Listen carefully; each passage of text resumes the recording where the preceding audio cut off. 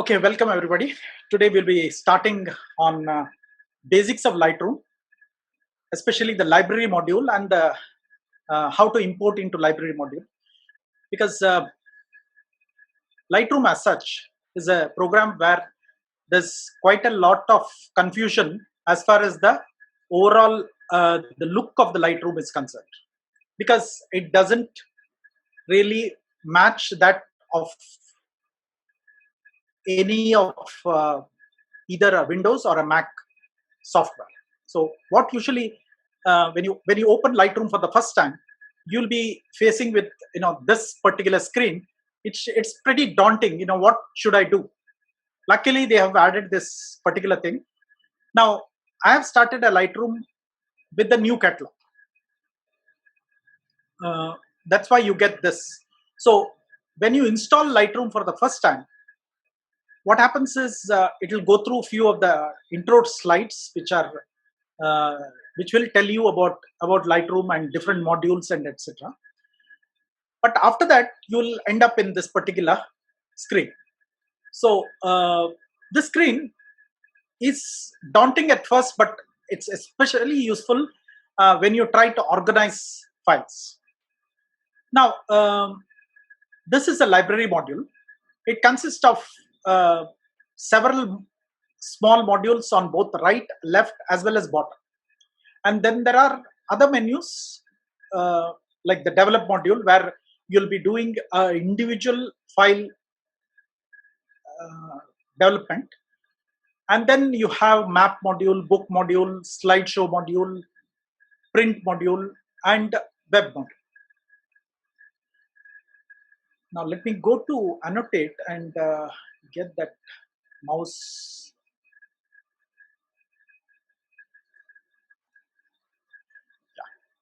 Now we can see my mouse clearly, so that's why I just changed that to annotate.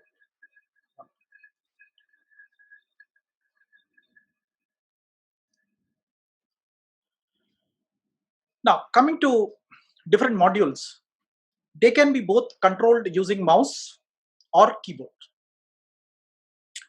Now initial catalog, when you create, it will be saved in the C folder, C partition, C drive.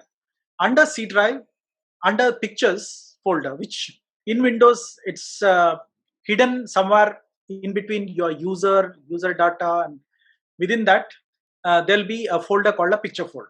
So within that picture folder, it will be created. That means as the file size increases, your catalog will also grow up, and as it grows up, it will start occupying your C drive. So ideally, when you try to import something, it is better to start off your catalog in a drive which is different from C drive. Ideally, what you can do is file, create new catalog, and then it will give you a dialog box where you want to create a catalog. So you can choose any one of the drives and then create a catalog there, and then Lightroom will ask to reboot, and then it will open up that catalog. So you need not get stuck with the default catalog which is there in the picture folder. I suggest you go to any of the drives and then start. Now, in case of Lightroom, it will work everywhere. It will work whether it's an external drive or an internal drive. So if you have a faster external drive, for example, if you have a newer type of SSD drives, you can use them to store your catalog. Or if you have an internal SSD drive which is faster than your HDD drive, that's a better place where you want to store this catalog. Ideally, catalog, and along with that, there are some preview files which are next to the catalog. Those should be in an area where hard disk is faster. So if you have a faster hard disk, for example, if you have a spinning hard disk, it comes with the 5,600 RPM, 7,000 RPM, and 9,000 RPM. So it's better to go to a 9,000 RPM if it is a spinning hard disk. SSDs are faster than spinning hard disks. So if you have even a small SSD, for example, 256 and 512 SSDs are quite cheap now. It's better suppose you want to upgrade a computer, don't really bother about upgrading anything else other than RAM and SSD. Your computer will be as fast as the latest generation computer, because Intel or AMD for that matter, both of them haven't really done a great thing as far as the processors are concerned. 7th generation to 10th generation Intel is almost exactly the same thing. What they have done is more on the gaming side, but not on these actual photo editing software. So whether you are running Photoshop or Lightroom, uh, trying to get a better amount of RAM and better hard disk, like a faster SSD drive, is good enough. And in fact, even in SSDs, there are extremely fast SSDs and just slower SSDs. Even the slowest SSD, which is very cheap nowadays, it's almost the price of a hard disk. So those ones which you can get it in, say, a 512 GB configuration, is perfect as far as running both Windows as well as programs like Lightroom. Now your original files, you can save them in a external hard disk or a regular spinning hard disk. So with that introduction, let me start showing you different parts of Lightroom. Those of you who already use Lightroom, this will be sort of a redundant, but you might realize that a few of the shortcuts which I'm showing might be interesting. For example, if you want to have the central area, which is the library, only to your use, and you don't want any of the modules, all you need to do is press Shift and Tab. So then everything disappears except the central console. When you press Shift Tab all over again, all the modules will come back. So if you're working with a single picture and you want to concentrate only on the picture and you don't want any of the modules surrounding it, then all you need to do is Shift and Tab. And Shift and Tab again will bring them back. If you press just Tab, the right and left modules go off, and what's at the bottom, that's called a film strip, that still remains. So it's better you learn these keyboard shortcuts, and it's very easy to find out where the keyboard shortcuts is. You don't have to go on the web and find out. Just go to help, and then you have keyboard shortcuts here. And shortcut for that is a control and forward slash. Forward slash is the one which is next to the shift key. So control and forward slash, if you press, which are very close, control and forward slash is very, very close. So you can press those keys and then you'll get this same dialog box. That is this one. So you get the shortcuts. Now these shortcuts are different at different module. If you are in the develop module, the shortcuts are different. If you go to library module, that is also different. So if you can go to library module, again the shortcut key is the same, but the shortcuts are different in library module and develop module. In fact, the only two modules which you'll be using frequently will be the library, where you sort out the pictures, and the develop module, where you'll be developing a single picture. So that's about the shortcuts. Now let me go through each one of them as we start importing files. Now, without files imported, the catalog, even though my computer has got a lot of files, the Lightroom cannot read a file. So you can't go like any other program, like file, open, and that sort of thing. So the first dialog what you get is new catalog or open catalog. Open catalog will already open whatever existing catalog you have, or a new catalog. So this is a new catalog which I opened. There are no files here. Now let me import the file. So either I can go into import dialog from the file, or I can press on the import key here. So when I press on the import key, it will start opening up the dialog box. This is a totally a different dialog box from the Lightroom's usual dialog box. This is a sort of a inbuilt import dialog box. Now, if you have already a card which is inserted, for example, in my case, a card is inserted into my M drive. So it already knows that it is a DCIM folder, and it goes and shows you all the photographs which are available. So I can import this particular photograph in a various way.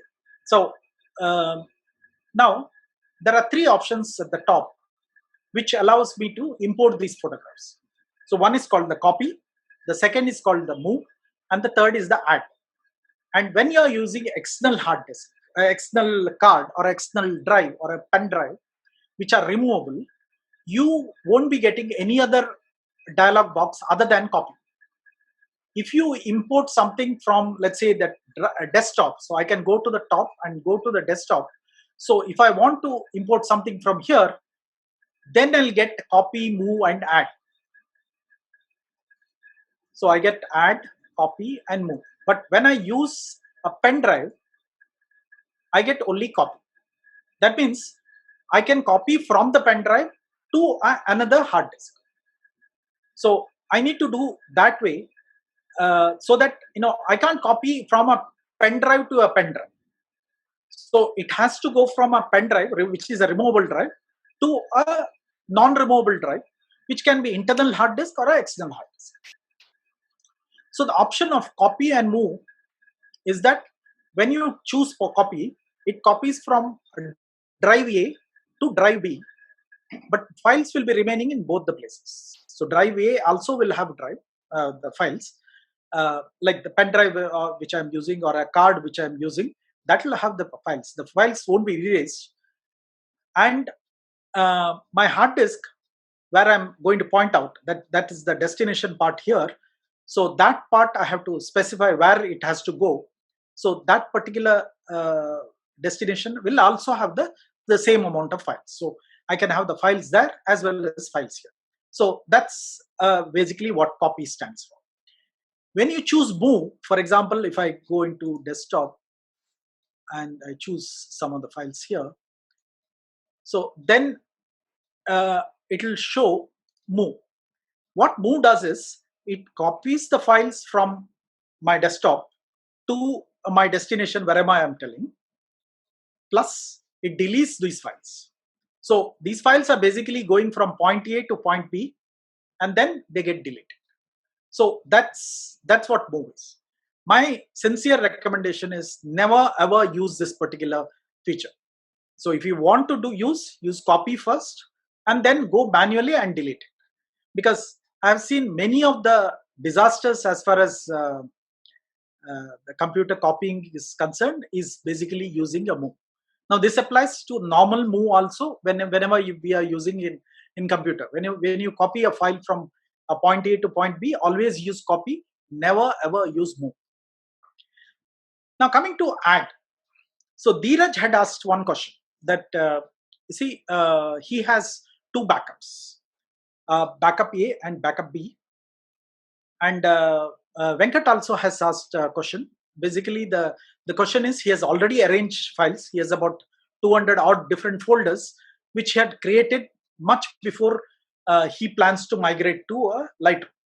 Now, these folders are all named. For example, if he has gone to Ranganthittu in December 2018, that will be marked as a Ranganthittu December 2018.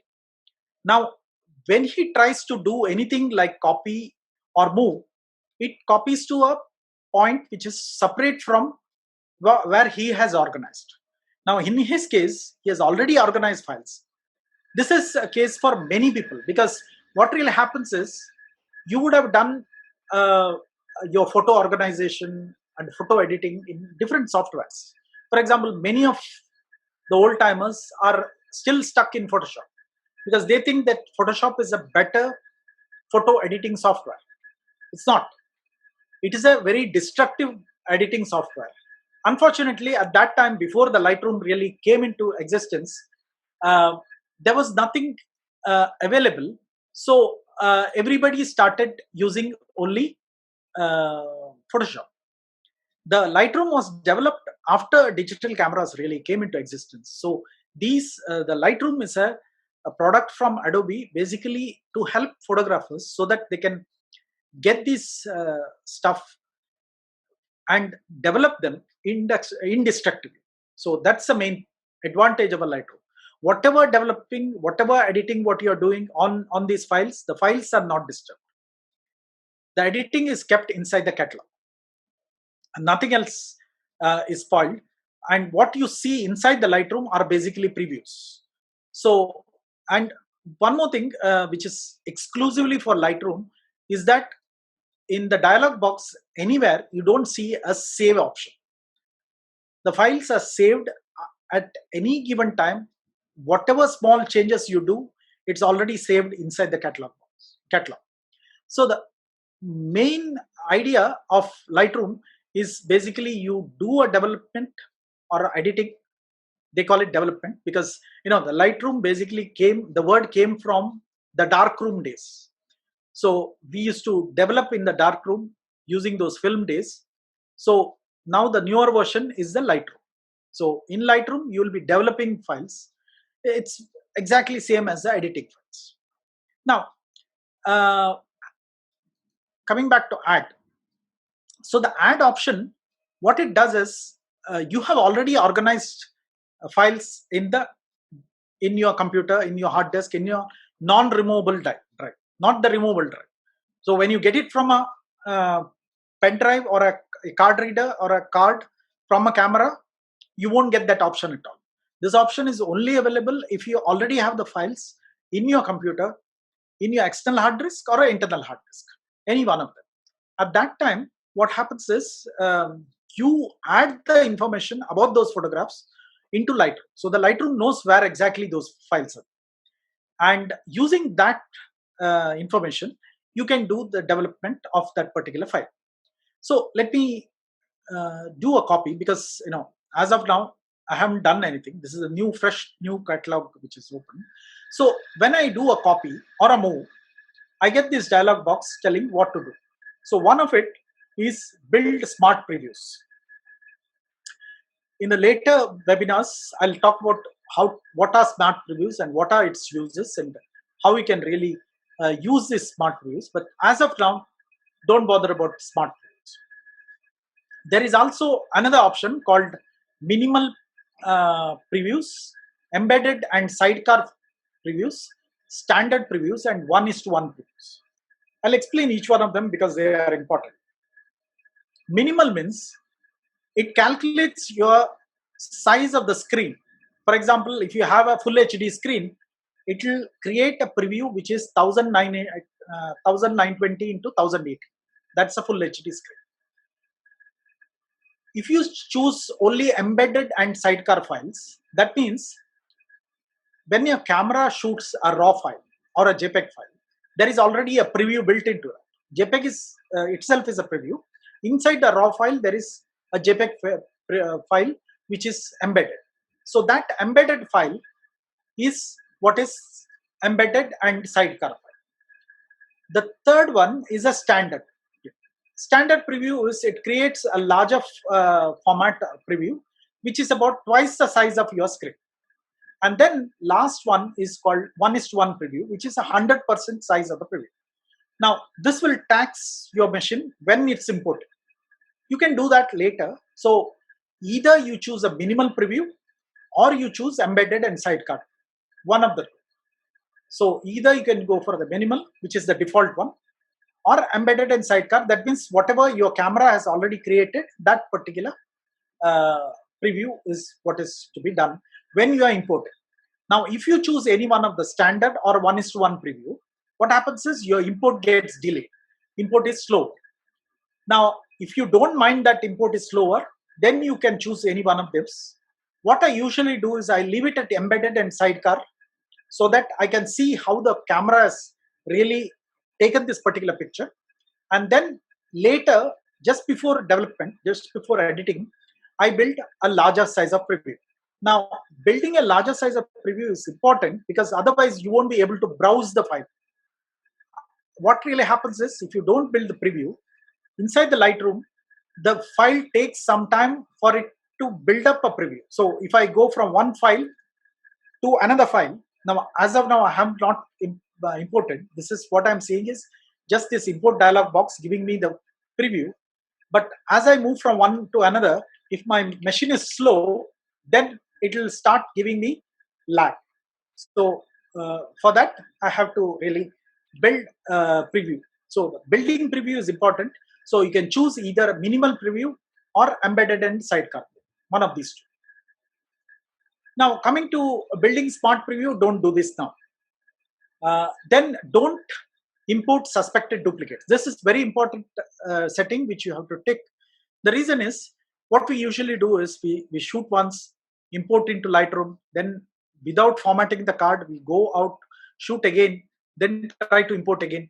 Then say after 2 days, we again go back, shoot some more and import it. Lightroom remembers the older imports, so it doesn't re-import those files. So that's what this don't import suspected duplicates. So that's an important option. Leave it checked. All other things you need not. Now, make a second copy is an option which where it allows you to create another copy. So one copy will go to my main computer, the second copy will go to this particular computer. But unfortunately, this is not a correct way of doing things. The reason is, all these files will be just dumped there in that particular folder. They are not arranged like what I'm doing here. So what I usually do is untick this make a second copy option.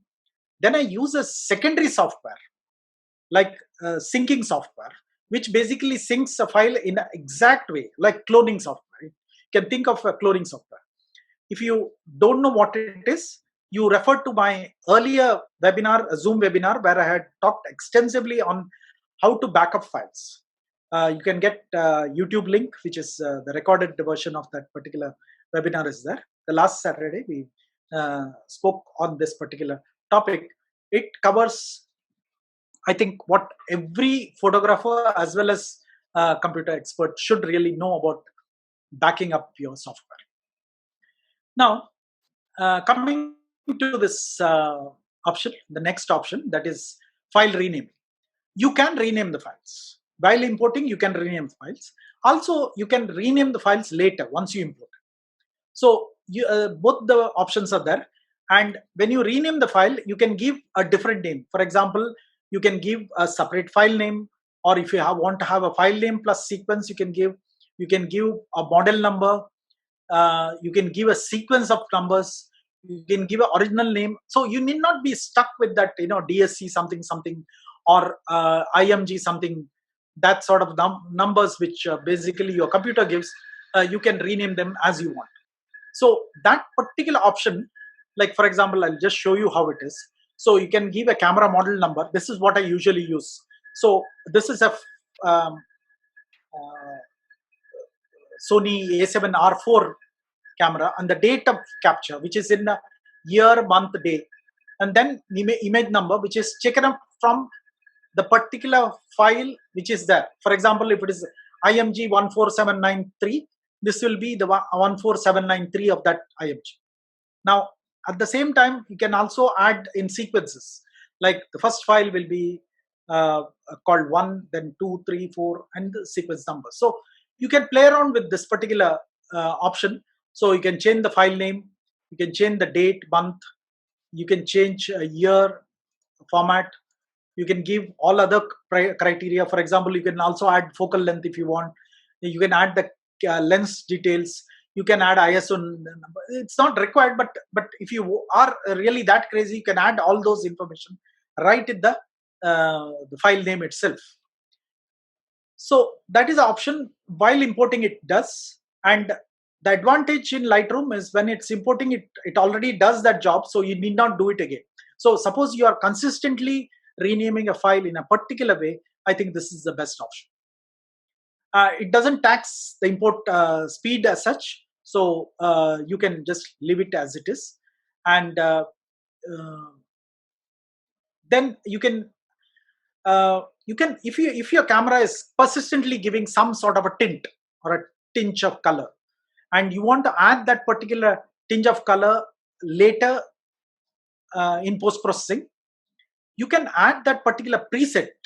I'll be talking while I'm doing some webinar on develop module. I'll show you how a preset can be done.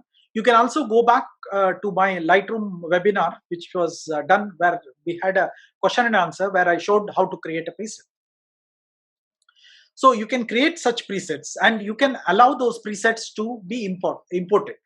So the advantage of this is you need not go into the developing at all. So suppose you have a particular look you want to give to those particular files. You create a preset, just leave the preset. While importing, they'll add the preset straight away, and then they get imported. And lastly, it comes to a destination where you want to import these files. So that is where the importing part comes in. So you can give a particular place, so import into a subfolder and give the name for the subfolder. So this was captured during my lockdown period. So I give a name called curfew capture. I don't want to name it as a date. I just want it into one folder, and the folder will be somewhere here under the, let's see, it's under photos. Yeah, directly under photos. So I want it there. So I can also do it under 2020. That will give you a better option. So in this case, I'm just going to put it in under the photos. So when I press import, what happens is all these files will get imported into this new Lightroom catalog. So it's importing now. So you can see all the files getting appeared in the library module, which was earlier not having any files because the catalog was empty. Now you might have seen this. These files already have a rating and a color combination around it. Now what I really did before this was I had exported it from my earlier catalog. My job, whenever I import something, what I usually do is I cull these photographs, and so initially when they come, they don't have any ratings. So culling is an important task. So before culling, what I usually do is I build a preview. So if you are not imported with the preview, it is better to build a preview after you import everything.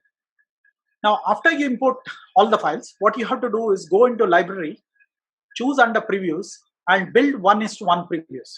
This will take some time. So allow it to build a preview. You can do it immediately after import, or if you are not developing immediately, which I recommend you to do, you can do the development or editing little after importing.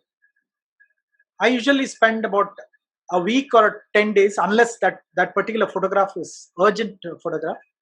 I usually allow my mind to settle down for at least a week or 10 days before I edit photographs. So what usually happens is whenever we go on the field and capture insects like these, uh, when we come back, we have the same mental setup as that of capture. So when you really go and try to edit something, you find, okay, you are still in that particular mental setup. So now after about 5 to 6 days, you would have changed the whole attitude. You would have changed how you wanted to really edit those photographs. So then it's easier for you to do editing. So just before editing a set of photographs, what I do is I go to that particular folder. Now in this case, it has imported a file. So this is my curfew capture. So that is a folder, and that folder contains about 55 photographs which I just imported. So now I have come out of the import dialog box. This is a separate dialog box which shows a catalog files. So this is a library. The library has got different views. On your left hand side, you see the catalog. So this is a fresh catalog, so I don't have many photographs. If I go into my original catalog, which I use in this computer, so this is the catalog. That catalog, if I open, there are about 8 lakh photographs in that. That doesn't lag. The number of photographs doesn't really make any difference. Now, let me come here. There are about 55 photographs. That comes under what are called all photographs selection. Then there is all synced photograph. You can sync photograph with your cloud collection. Then you can create what are called a quick collection. I'll go through what this quick collection is. And then the previous import is the just before this particular episode, the import, which as of now, it's only 55 photographs. It's the same as that of the total photographs. Suppose, say you import again now next time, and you import about five photographs. So your previous import will have that 5 photographs. And in fact, the Lightroom will be showing you the previous import. After you import, the first thing what it shows you is the previous import. It doesn't show you all photographs. So if I import some more photographs again, so it will only show you previous import. And if you want to go to all photographs, you have to go to all the photographs and click on that, and then only you can see. So if I had imported 55 photographs and then it imports another 5 photographs, so 60 photographs will be here. And many a times if the preview is not created, you'll get this sort of empty this thing. So just click on that, the preview gets created instantaneously, because Lightroom, as soon as you try to open and look through the photograph, it will create previews. But what preview it creates is basically a static preview. It doesn't create a 1:1 particular preview. It creates a standard preview. Sorry, not a static preview. It's a standard preview. Now these are not original photos. What you're seeing here is a previewed photograph of an original photo. So suppose you have a raw file at the background. This is a sort of a JPEG file which is there inside the catalog. Next to the catalog, there is a folder called a preview folder. Within that folder, these files exist. So when you're seeing these files and when you expand it to full size, it basically shows you the preview so that it is faster. So it's not going to redo the preview from the raw files. But if you do any of the changes, it will again redo the file from the raw file. So it will take a little bit of lag, but it's worth it. Now coming, after you have imported the files, you can tag these files. So there are several ways of tagging these files. Tagging is basically for you to decide which is a good file, which is a bad photo, and that sort of thing. So what you can go through is you can go through the library module, and library module has got several settings. Let me expand the library module. Again, the key is what I mentioned earlier, Shift and Tab. So when you press Shift and Tab, everything gets hidden except the photograph. And then you have a toolbar at the bottom. So this toolbar also gives you a different viewing options. So this viewing option is basically to show all the photographs in the library. So the shortcut key for that is G for grid view. So what it is showing is the various grids. Within that, the photographs are really shown. Then you have expanded view or the E key. So when I press E, so expanded view comes. That's a single view like this. This is a loop view, they call it. But since the shortcut key is E, I associate with the expanded view. So I can really make out that it's the E. Now this is not a full zoom. It fills the screen. That's what it is. So full zoom, you use a mouse, or you can use a Z key, which will do a full zoom and show you the photograph. Now, the next one, let's say that you have two photographs which are identical. Now, let's say that this and this, these are the two photographs which are the same flies but in a different pose. So I want to compare which pose is better. So I want to see them side by side. So that is where this side by side option comes. So that's a third one. It's called a compare view, where I can compare one file with another file. So shortcut key is compare C. So when I press C, so both the files come together. And the advantage here is when I zoom in, both the files get zoomed in. So I can see whichever file I want using this zoom option. Now this is especially useful when you are doing a portrait photograph or any other photograph where, not like flies. Flies, they keep on running around, so you won't get identical view. But many of the times when we take a photograph of humans, we take multiple photographs so that you can avoid those blinky eyes or the eyes which are closed. So you want to compare one photograph with another photograph, you can use this the view, which is the compare view. You can expand it to a larger size so that you can show them. Now okay, you can see for yourself where person has blinked, where he has closed his eyes. All those things can be really made up. And you can use, suppose you have multiple similar type of files which are basically one after the other. This is the main select file and this is the subsequent file, so you can keep on moving them. So one will be static, the other will keep on moving. Now in my case, these are all different sets of files, so you won't get identical file. Anyway, that's a view which is called a compare view. And lastly, you have a face identification view. It's a people view. That's only useful if you have persons in that. So advantage in that particular view is that you can survey a lot of people and then you can use them to show exactly who is who, and you can tag them. So that's it's tagging is similar to that what we use in Facebook. Then there is also another view called a survey view. This is useful when you want to select, say, 5 or 6 different photographs. So let me choose the photograph. So I select one, select another. What I'm doing here is I'm pressing my control key and selecting the photographs. So when I do a control and click, all the photographs which I've clicked using control key are selected. So when I go into the survey mode, only those photographs which I've selected come there. So I can eliminate some few of the photographs. For example, I think that, okay, there are 2 of this, so I'll remove them.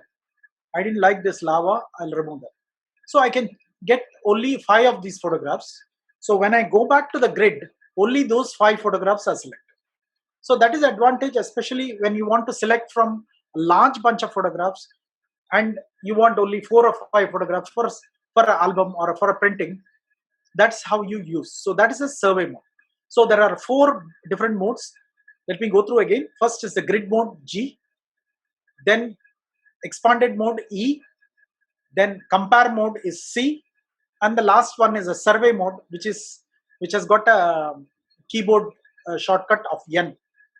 I don't know why survey mode has N, but at least you can choose that particular survey mode option. And when you hover a mouse over that, you get expanded view, which shows basically that mouse where it is. So that's different views modes. And if I want all the modules back, all I need to do is again press Shift and Tab. Now all the modules will come back. Now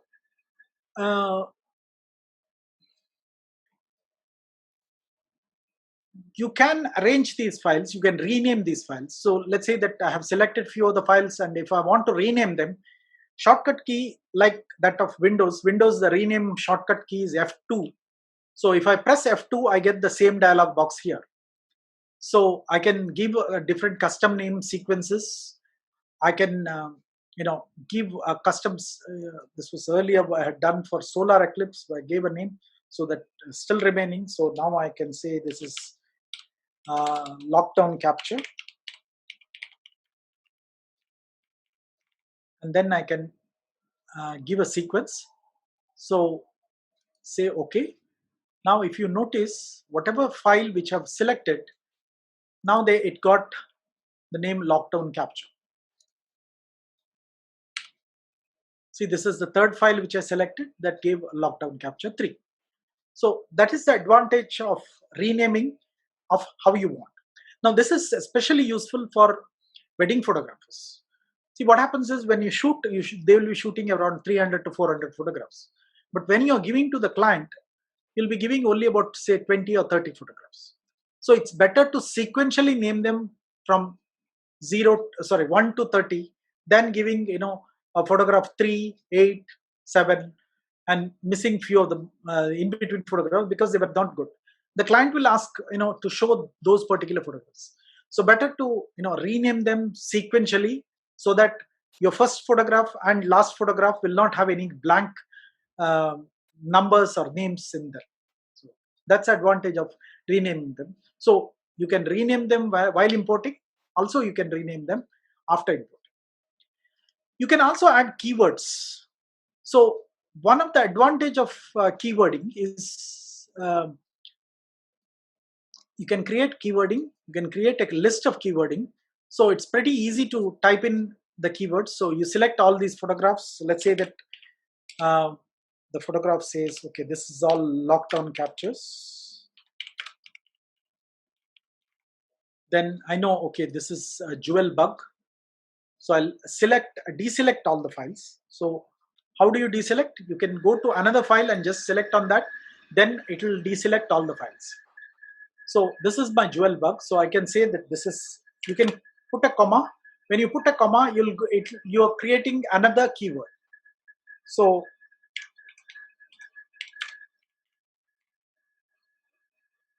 that's the keyword which you're creating. So the advantage later, you can go into the search bar, which is called a library filter, and select all the photographs and go to a text and then say that you want jewel bug. See, it's already selected that particular photograph. So you can go back and select that particular photograph. Now, I'll go through this filter later. So you can create keywords, and those keywords also will be exported. So softwares which support such an export, for example, your Flickr uh, account that supports keywords. Unfortunately, Instagram as well as Facebook don't support keywords. Uh, Flickr, Google Photos, several other good program photo sites allow you to add these keywords. And if you are into stock photography, the keywording is the in thing. So if you are also trying to organize your files within your whole setup, see what happens is over years you'll keep on accumulating quite a lot of photographs. For example, my photographs from 2004 onwards, just the digital photographs are nearly about 8 lakhs. So if somebody asks me about, let's say that he wants about jewel bugs which I've shot in somewhere in 2014, it's very difficult for me to search. But if I added that keyword into the search, I can easily pick up. All I have to do is go to all photographs in my selection, go to text, and then pick up jewel. For that, you have to have only one single catalog. If you have multiple catalogs, it can't search. For example, I just created a new catalog for this particular webinar. It can't search my older catalog. So even though I have among 4 catalogs, these two are just sample catalogs which I keep playing around. This is my main catalog called LR catalog. So that particular catalog has got all my photographs. So if I go there and then I search, it will give me umpteen number of results for this jewel bug. All the jewel bugs which are photographs till now, it'll pick up, because I meticulously keyword edge every insect which I post or which I capture. It takes some amount of discipline as well as time, but it's well worth it on the long run. I can also create what are called collections. Collections are virtual folders. So other than renaming them, I can also create a collection here. I'll give you one example of just a collection here. For example, let me create one collection called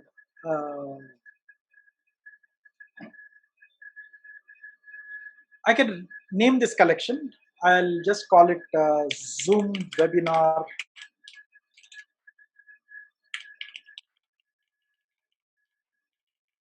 collection.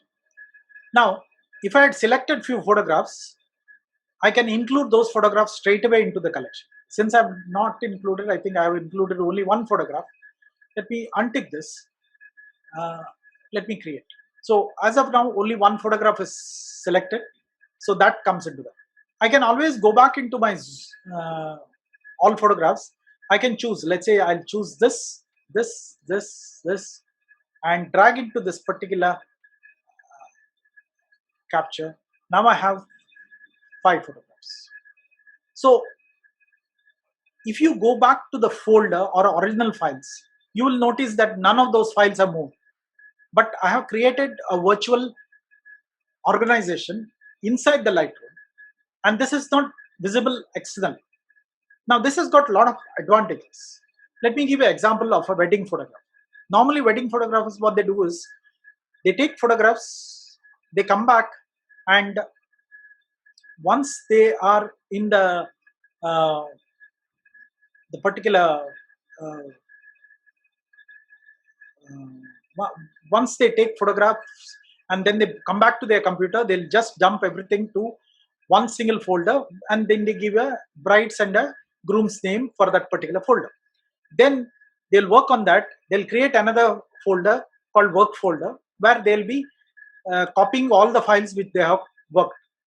Then they want to show it to the client, so they create another folder and then they copy these files to the client folder. And that client folder, after that they'll show it to the client. The client will select about 30 to or 40 photographs that will finally go into the print. So they'll create one more folder called album. Now what really happens on the hard disk, there are 4 folders are created, each containing the same file again and again and again. Whereas if you're using a collection, the advantage of this collection is that the files are not repeated. This is sort of a virtual folder, but the files are not repeated. There is only one original file. The Lightroom just assumes that those files are also here. They are also, you can also create one more folder. Let's say that I'll create one folder. Just this is called a collection, not a folder. This collection is called, say, printing. I can add these files. I can add one more file from here to the printing, or I can add all the files. So now the printing will have 4 files, and my earlier capture will have 5 files. Now I decide, okay, I don't want this particular file here. I can delete that. So those 4 files are gone, but they're not really actually deleted. They're just deleted from this collection. So that is the advantage of a collection, where you can organize them as you want, but the original files are not deleted. So that's important, because when I delete from a collection, it just goes out of the collection. That's all. The file is not actually deleted because it's a virtual collection.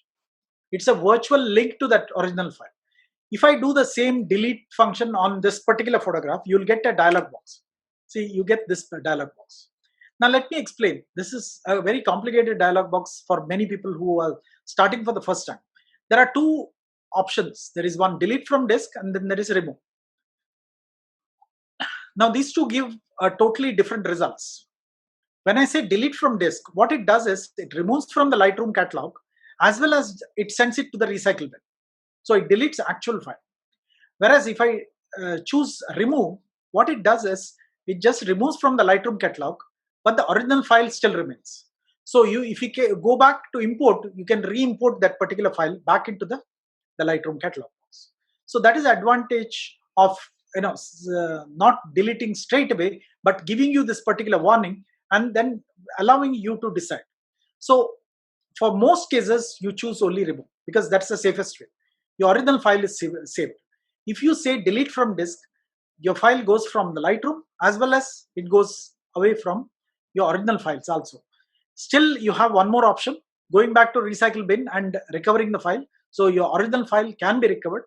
But over time, if you forget to do that, even the recycle bin gets cleared, then you will lose the original file. So as far as possible, you stick with remove. So this happens only when you are in the actual folder. But when you are in the collection, if you want to remove some of the collection, you can just remove that just pressing the delete key. So those files are gone. Then you can also mark these files. For example, I can say that this is a very good file, so I can give 4 stars to this particular file. This is sort of an average file, I give 3 stars. This is a very nice file, I give 4 stars. So this way you can rank these files depending on which amount of files you want to keep and which files you want to delete. So many times we shoot like machine gun. We have a lot of files. It's prudent to always reduce the number of files to bare minimum. Remove all the files where there is motion blur, where there is a handshake, or somebody has photobombed those particular files. So all those cases, you just remove those files straight away when you are doing culling. So that's where the library really shines. Library allows you to organize files. copy files from one place to another. It can also allow you, in fact, you can you can create a new folder here in the folder itself. And I advise, whenever you copy or move a file which is already imported into Lightroom, do that from inside Lightroom. So let's say that I'm in this particular drive. So I want to create a new folder here. So I can create a new folder, add a folder, and I can give a name. Like, let's say that I can go to desktop and I create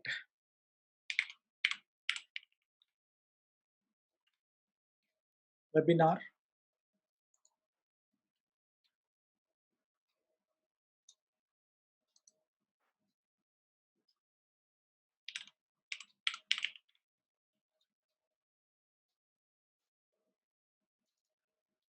So now there is a folder called webinar. Now I can copy these files to that particular folder. So I can create new folder. I can import new folder. For example, let me show you. So that's a file I created. So I want to move the file from this to here. So it will give a warning telling that I'm moving the file here in this case. So I can say yes. Now webinar folder which I created has got one file. So this is actually, I have I've moved the file. So if I go into Explorer and find out in my webinar folder on my desktop, this particular file would have already come. So if you want to move something, move it from a particular folder inside the Lightroom. Don't move it using your Explorer window. Or if you are in the Mac, don't use your Finder window and then copy files from one place to another. Do it from inside the Lightroom.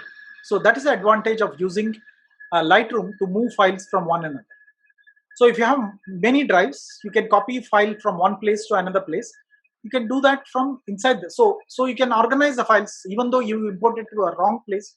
You can organize the files later, going into the library and dragging and dropping them wherever you feel. So you can create new folders, you can add new folders.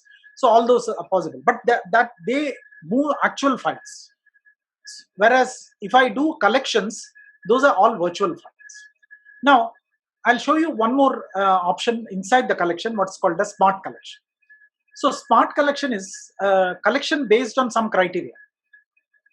So let's say that I mark this as 3 stars, I mark this as 4 star, and this one as 2 stars. Now I can create a smart collection which all have 4-star collection. So if I can go back here and create a smart collection, and there it will ask you the ratings of that particular photograph is more than 4 stars. So I can say 4 stars or plus. I can also add another criteria. For example, all that rating which has got a color, its label color is red. So I can have multiple choices here. I can always say that it is shot from let's say that camera info, the camera which has got Sony in it.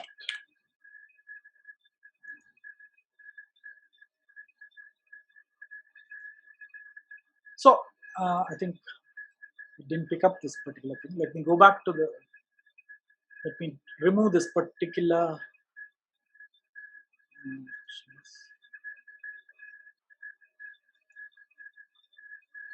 so saved it. Let's see this. So this is a smart collection because it picked up all those where I have named them as a 4-star files. Plus they also have a red color. Now how do you get this red color and yellow color and other things? Star ratings comes from 0, 1, 2, 3, 4, 5. You can use the keyboard. So when you press 0, it goes off. So when I press, let's say that this file, if I press 1, 1 star, 2, 2 star, 3, 3 star, 4, 4 star, 5, 5 star. If I want to change it, press whatever. Let's say that I want to make it 2 star, I can just go back to 2.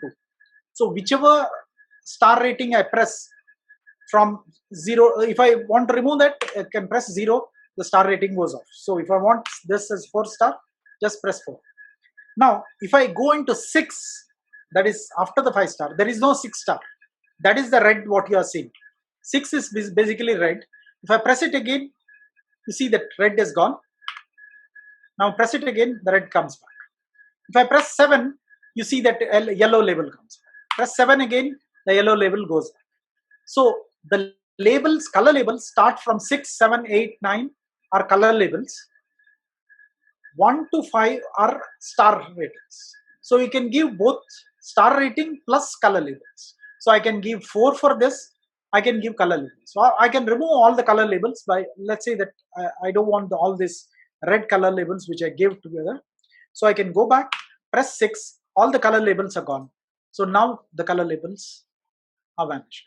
So you want to have, color labels for few, you can have different color labels for different purposes. For example, those I want to post it in say I want to print those, I'll mark them as red labeled.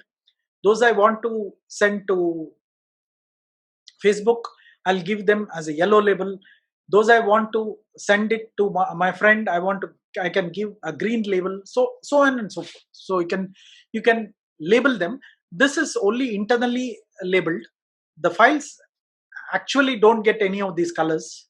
So don't bother, just because you're putting a red color, that file will be reddish, nothing of that sort. That all comes under the develop module. In the library module, you're basically coloring them just for your understanding of that particular file. And you can use a smart collection, which basically goes by the criteria. Whereas if you go for the actual collection, the same, the dumb collection, you can say, because one is called the smart collection, this can say dumb collection, which is basically a virtual folder. So you can drag them and you can save it. And you can also want to sync with the cloud, because see, Lightroom comes as a cloud planning. So if you purchase a cloud plan from Adobe, basically you get Photoshop as well as Photoshop as well as Lightroom, and you will also get a 20 GB of space. So in that 20 GB of space, you can upload few of the files which you can access from anywhere. So you can go to any computer, you can use your mobile device, and you can access that particular file. Now, let me stop here. If you have any questions, I'll answer, and then we'll go back to two of the questions which I got. One is from Dheeraj, another is from Venkat. I'll answer those questions. Let me stop the share. Let me go back to the. So if you have any questions, you let me know.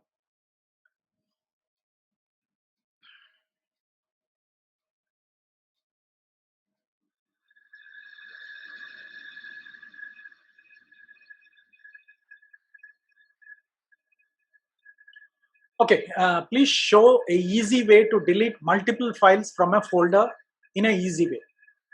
Vinod is asking that question. It's pretty easy. Let me go back to the screen.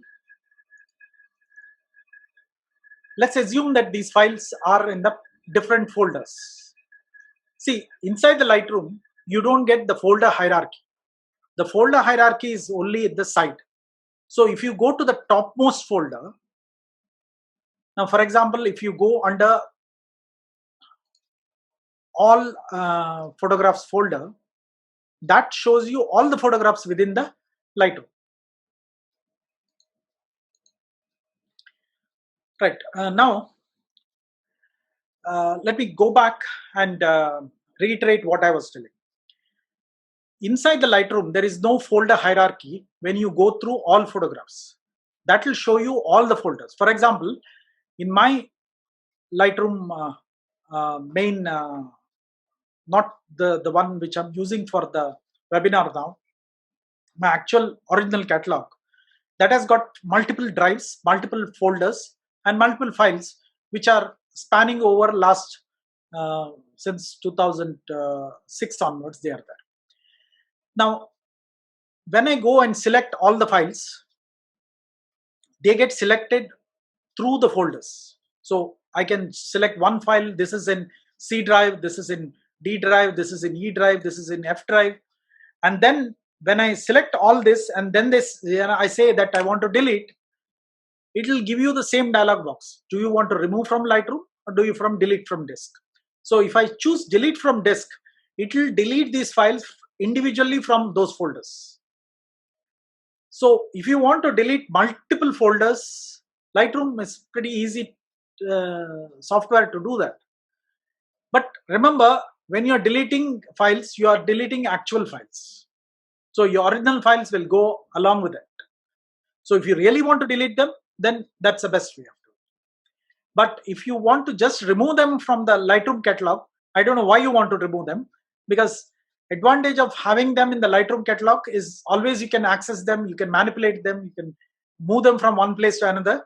So there is no harm in having a file inside the Lightroom catalog. And just because you have worked on that and after some time you get bored of that particular file, you just move it to one of the folders and just leave it there. You don't have to remove from Lightroom catalog. The Lightroom catalog doesn't get bogged down by photos which are there inside the catalog. You can have more than few lakh photographs and still your catalog will remain exactly as it's supposed to be. So I hope I have answered that question. If you have any doubt, you can ask. Got the idea? Yes, great, great. Now, one of the most important thing you have to do every day. This is very important. If you are using Lightroom, every day you save your backup file of your catalog. Now, by default, every week, Lightroom, when you close the particular Lightroom, after a week, it will tell you that it's going to back up. What it basically does is it just backs up into a folder called backup file. There'll be the Lightroom catalog. But unfortunately, it backs up just next to the actual catalog. So suppose your catalog is in D drive under Lightroom. Let me show you how it is. Let me go back to my.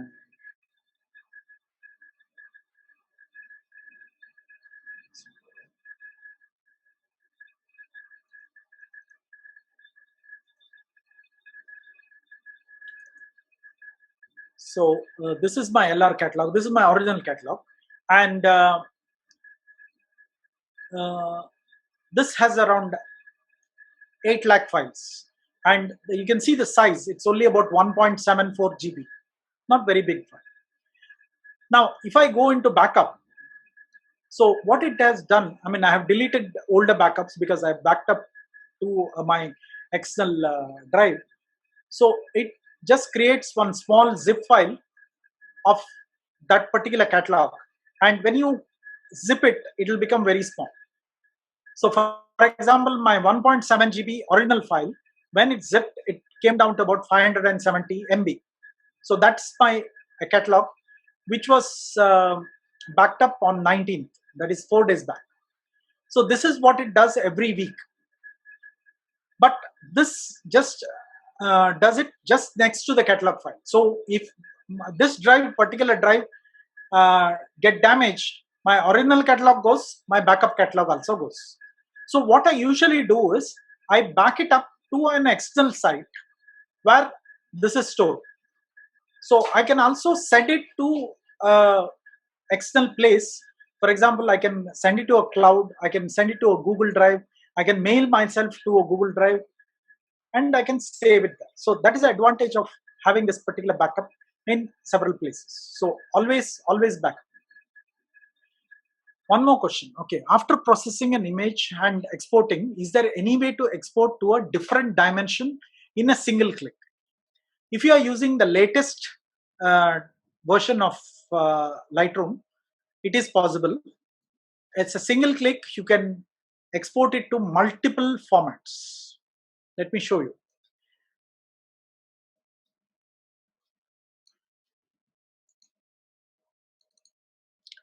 Let me come back to this particular.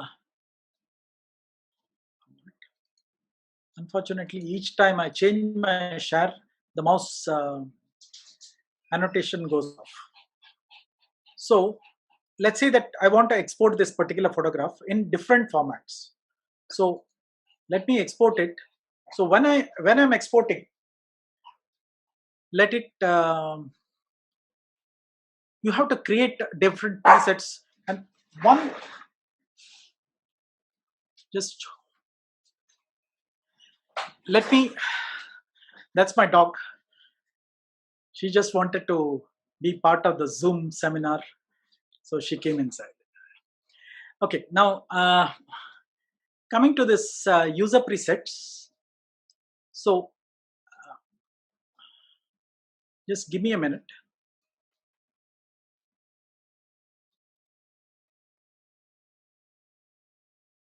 New preset, printing. So for printing, I will do this and rename this, save this as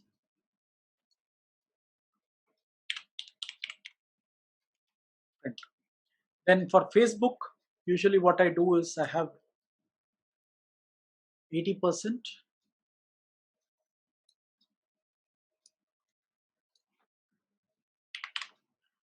and then size, I resize the long edge to 1000 pixel.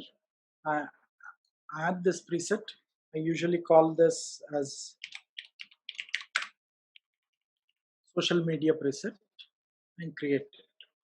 So now your question is, how do I export it to various formats? Now, assuming that you created several different presets as far as the export is concerned, you can choose all these presets at a time, tick them together, and then say export. So what it does is it will export it one to a full size, another to 1000 pixel. So I can say I choose, let's say this uh, desktop. I created a folder called webinar. Select the same folder. Now it is exported. Now if I go back to that particular folder and want to see, let me show you.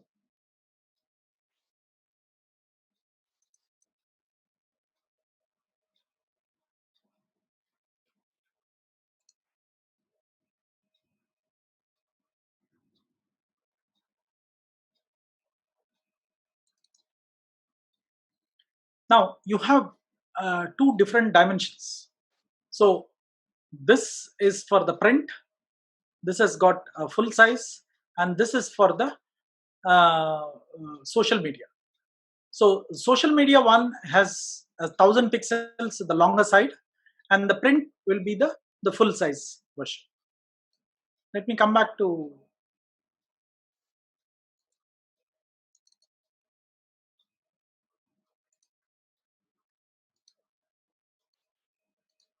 So that way you can export it to multiple medias. So this particular option came only in the most recent version of Lightroom, which came in 2020.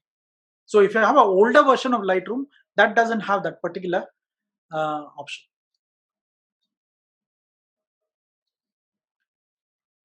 Okay, how did you open the preset folder? No, I didn't open a preset folder. A preset is just okay. What is the question? I think Rohit, how did you open the preset folder?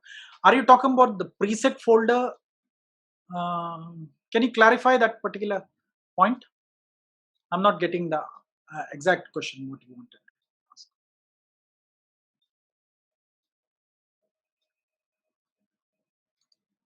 This is the latest version of Lightroom. This is, I think, 9.3.1 version. 9.2.1. Sorry.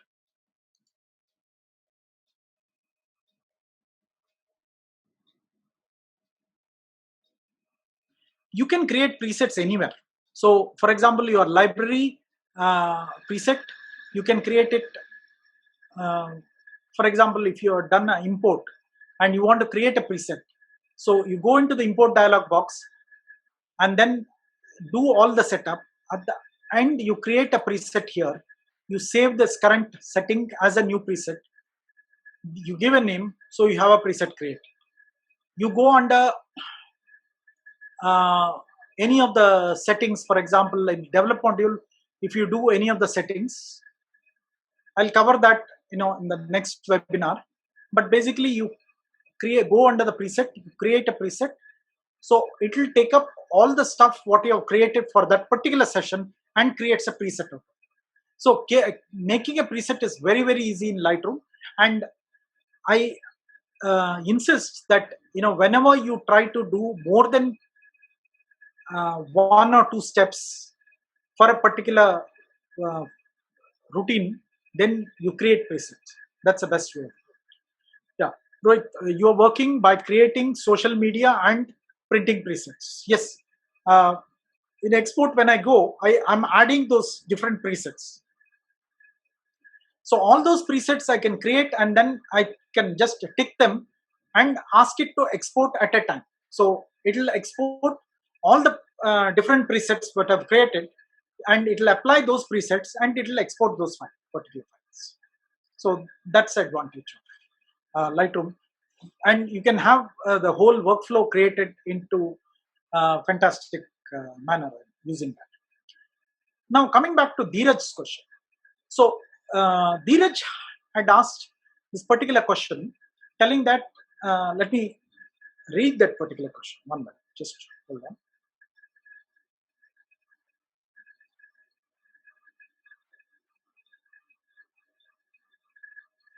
Is Dheeraj online?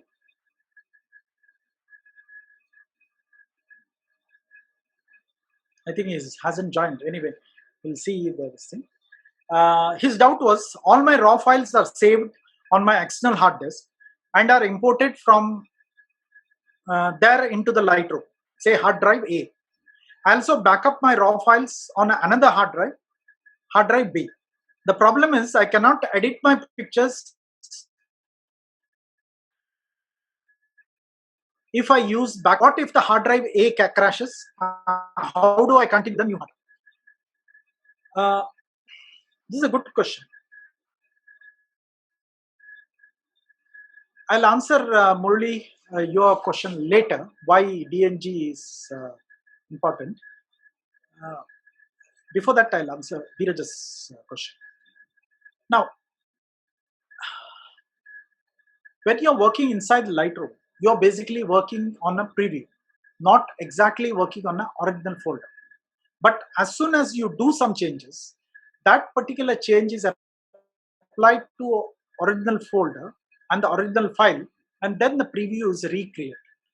So this is how Lightroom really works. So if I actually go there and delete the files, for example, if I open this particular folder into, let me see where this particular file is. So I can click on this and right click and then say show in Explorer. It will open up Explorer and show me that particular file.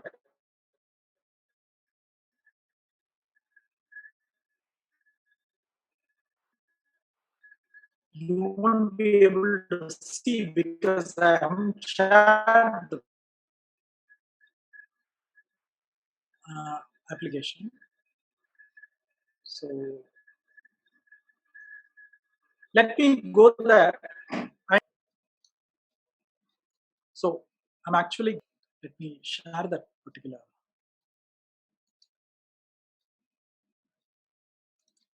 So this is the folder where that particular file is there. So let me do one thing. Let me rename this whole folder into curfew capture old. Okay, I'll just rename the folder. This is as good as deleting that particular file. So now let me come back to my let me come back to my screen.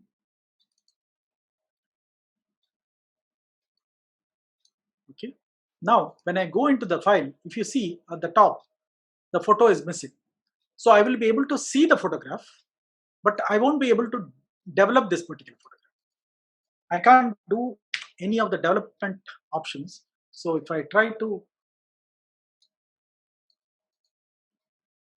do any of them, then it will start giving error. Now in this case, it is showing me the preview of the file, but it's not going to show me the actual development. Now, let me tell you what really happened. In the catalog, it is been mentioned that the file should be under the curfew capture.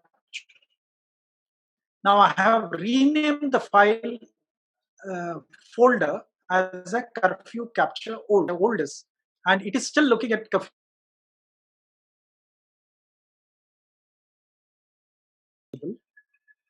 So question mark is gone. So I can edit those files and I can do whatever. So that's the advantage of using missing folder. Now, in case of Dheeraj's question, when he connected that particular external hard disk, it would assign one letter. For example, it would have assigned the hard disk A. Inside Windows, it would have probably given F drive. So when he connected the G drive, which is a clone of that particular hard disk, it will give a different drive letter. Now all you have to do is, if you say, if Lightroom thinks that the photo is missing, all you have to go for that question mark, click on that, find missing folder, and give a new drive letter. Whatever window has given, that particular drive letter he has to give. So with that, everything will be okay, and he will be able to edit it. So it doesn't matter which drive letter or where it is. So if you have moved this particular file to another place, all you have to do is just have to, now if I go back there and rename that as a curfew capture back, remove that old particular thing from there and rename it again. What really happens is, here again you will get a question mark, because see, I have renamed from curfew. So all I have to go back is find missing folder, point it out where that particular folder is missing, and then redirect it to a newer folder where the rename is taking place. So if you do anything outside Lightroom, in Explorer or in anywhere else, so usually what happens is the Lightroom will not know that. So that's the whole story of how to really manage your Lightroom catalog. Murli has asked, what's the use of copy as a DNG field? Now, DNG, when you're importing, you get an option called copy as a DNG file. So this particular option, copy as a DNG file, what it does is it copies a file as a DNG file. DNG is a digital negative file, which is a proprietary format of Adobe. Adobe had the idea of, because Canon produces its own RAW file as a CR2, CR3 files. Nikon has its own NEF files, and Sony has Sony files. So on. I mean, each RAW file is different.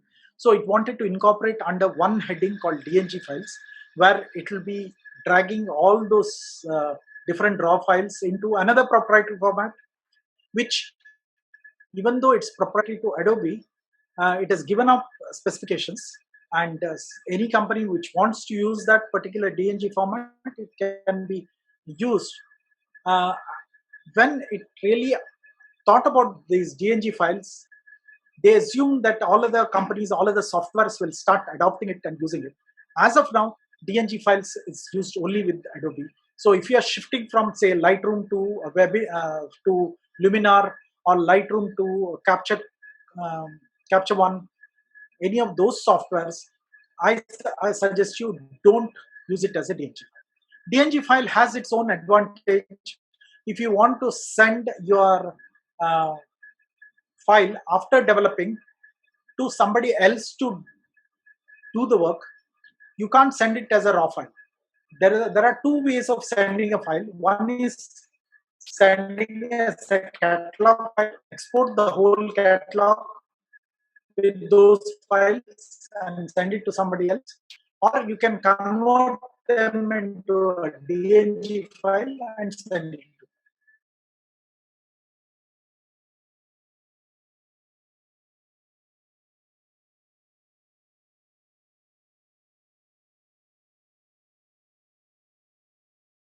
and answer session, so I don't want to repeat those things which I've already covered in the question and answer session.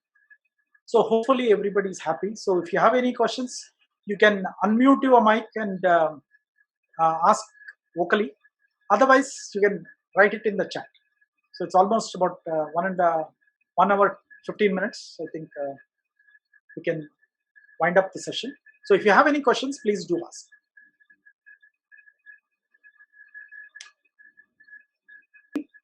So if you have any,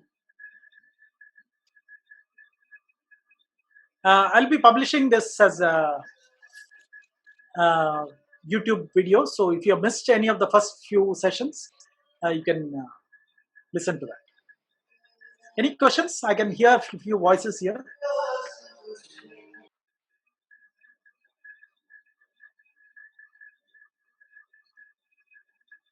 There is no question. I think we can call it a day. Thank you for attending. So give me a suggestion what topics to cover in our next webinar on next Saturday.